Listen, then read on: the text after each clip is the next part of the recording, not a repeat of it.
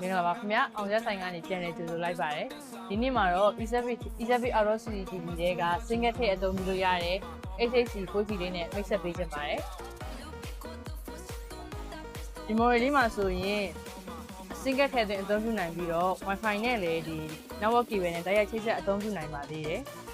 resolution အနေနဲ့ကလည်း3 megapixel 2K နဲ့လာတာဖြစ်တဲ့ကြောင့်ရုပ်ထွက်ကကြည်လင်ပြတ်သားနေပါလိမ့်မယ်ဒီ360 dp လှည့်လို့ရတာကြောင့်ဖုန်းထဲကနေ control လုပ်ပြီးတော့ကိုလိုသလို